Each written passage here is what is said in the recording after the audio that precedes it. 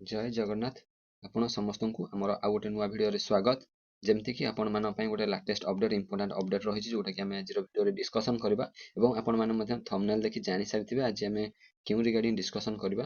ତ ଭିଡିଓକୁ ଡିଟେଲ୍ସ ଆମେ ଡିସ୍କସନ କରିବା, ଜମା ବି ସ୍କିପ୍ କରନ୍ତୁନି।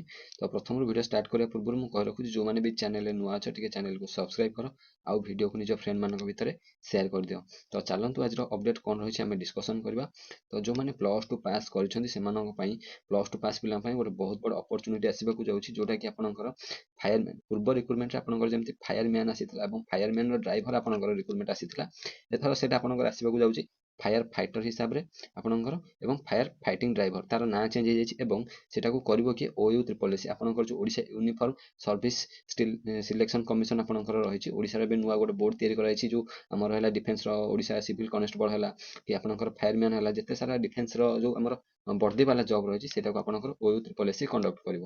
ତ ଯେମିତିକି ଆପଣମାନଙ୍କର OU3SC ଆସିବାକୁ ଯାଉଛି ସେଇ ସାଇଡ଼ରେ ଆପଣଙ୍କର ଆସିବ ଏବଂ ଯେଉଁଥିପାଇଁ ଆପଣଙ୍କର ରିଟିନ୍ ଫିଜିକାଲ ମେଡ଼ିକାଲ ଏବଂ କ'ଣ ବୋଥ୍ ମେଲ୍ ଫିମେଲ୍ ରହିବେ କି +2 କ୍ୱାଲିଫିକେସନ୍ ଏଲିଜିବିଲିଟି କ୍ରାଇଟେରିଆ ଏବଂ କେବେ ଆସିବାକୁ ଯାଉଛି କ'ଣ ଯାଉଛି ସବୁକିଛି ଆମେ এই ଭିଡ଼ିଓରେ ଡିସ୍କସନ୍ କରିବା। ତ ଯେଉଁମାନେ ବି ଚ୍ୟାନେଲରେ ନୂଆ ଅଛ ଆଉଥରେ କହି ରଖୁଛି ଚ୍ୟାନେଲକୁ ଟିକେ ସବସ୍କ୍ରାଇବ କର।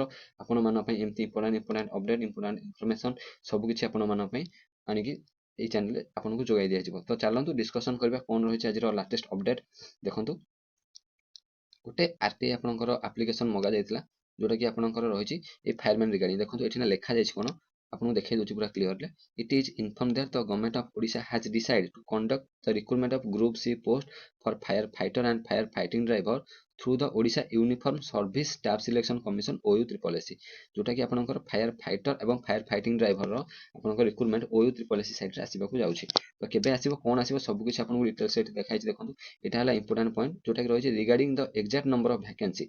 एक्जाक्ट नंबर ऑफ वैकेंसी वर्तमान सुधा आसिनि किंतु exact number of vacancy and specific month को मंथ रे आसिबो सेटा मध्ये हमकु कह जायनि and specific month of the recruitment notification for 2026 the final requisition is currently under process। ଆପଣଙ୍କର final requisition is under process ରେ ଅଛି and is subjected to formal approval the government final approval government ଉପରେ depend କରାହେଇଛି ମାନେ ଅପେକ୍ଷା କରାଯାଇଛି। once the vacancy position is finalized OU3SC will issue the official advertisement। ଯଦି ଗୋଟେ ଥର ଆପଣଙ୍କର ଫାଇନାଲ ଭ୍ୟାକେନ୍ସିର ପୋଜିସନ ଯେତେବେଳେ ଆପଣଙ୍କର ଫାଇନାଲ କରାଯିବ OU3SC କ'ଣ କରିବ ତାର ଅଫିସିଆଲ ସାଇଟ୍ରେ ଆପଣଙ୍କୁ ଫାୟାରମ୍ୟାନର ଆଉ ଫାୟାରମ୍ୟାନ ଯେଉଁ ଡ୍ରାଇଭର ରହିଛି ତାର ଆପଣଙ୍କର ଭ୍ୟାକେନ୍ସି ଆପଣଙ୍କୁ ଦେଖିବାକୁ ମିଳିବ। ଫାୟାରମ୍ୟାନର ଯେଉଁ ପୂର୍ବ ରିକ୍ରୁଟମେଣ୍ଟରେ ଥିଲା ସେଟା ଫାୟାରମ୍ୟାନ, ଏଟା ହେଇଯାଇଛି fire fighter and fire fighting ଯେଉଁ ଡ୍ରାଇଭର ରହିଛି ସେଟା ଆପଣଙ୍କର ପୂର୍ବରୁ ଥିଲା ଫାୟାରମ୍ୟାନ ଡ୍ରାଇଭର। ତାର ଏଲିଜିବିଲିଟି କଣ୍ଡିସନ କ'ଣ ରହିଛି ଆପଣଙ୍କୁ ସବୁକିଛି ମୁଁ ଏଠି ଦେଖାଇ ଦେଉଛି। ଦେଖନ୍ତୁ ଆପଣଙ୍କର ଯେଉଁମାନେ +2 ପାସ୍ କରିବେ ସେମାନଙ୍କ ପାଇଁ ଏଇଟା ରହିବ, ସେ ଯେକୌଣସି ଷ୍ଟ୍ରିମ୍ରୁ ହୁଅନ୍ତୁ। ତା ସାଙ୍ଗରେ ଆପଣଙ୍କର ଏଜ୍ ଲିମିଟ୍ ଯଦି ମୁଁ କହିବି 18ରୁ 25 ବର୍ଷ ରହିବ। ତା ସାଙ୍ଗରେ ଆପଣଙ୍କର SC BC ଯେଉଁମାନେ ରହିଲେ ତାଙ୍କୁ 3 ବର୍ଷର age relaxation and SC ST ଯେଉଁ ରହିଲେ ତାଙ୍କୁ 5 ବର୍ଷର ଏଜ୍ ରିଲାକ୍ସେସନ୍ ମିଳିବ।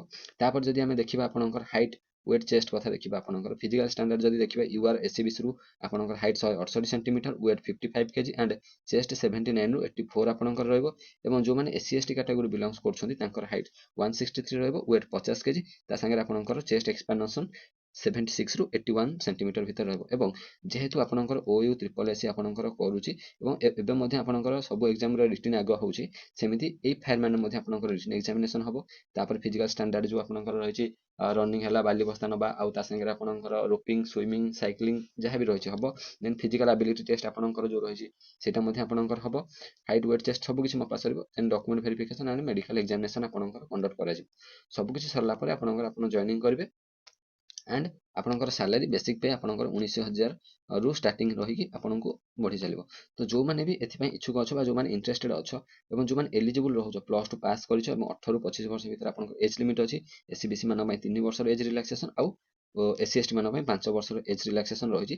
ସେମାନେ ନିହାତି ଭାବରେ ଆପ୍ଲାଏ କରିବେ ଏବଂ ଏଠି ପୁରା କ୍ଲିୟରଲି ମେନସନ୍ କହିଦେଇଛି ଯେ ଆପଣଙ୍କର ୱାନ୍ସ ଆପଣଙ୍କର ଭ୍ୟାକେନ୍ସି ଆପ୍ରୁଭାଲ୍ ହେଇସାରିଲା ପରେ ଗଭର୍ଣ୍ଣମେଣ୍ଟ ଦ୍ୱାରା ଆପଣଙ୍କର ଭ୍ୟାକେନ୍ସି ପୋଜିସନ୍ ଫାଇନାଲ୍ ହେଇଗଲା ପରେ OU3SC ଇସ୍ୟୁ କରିବ।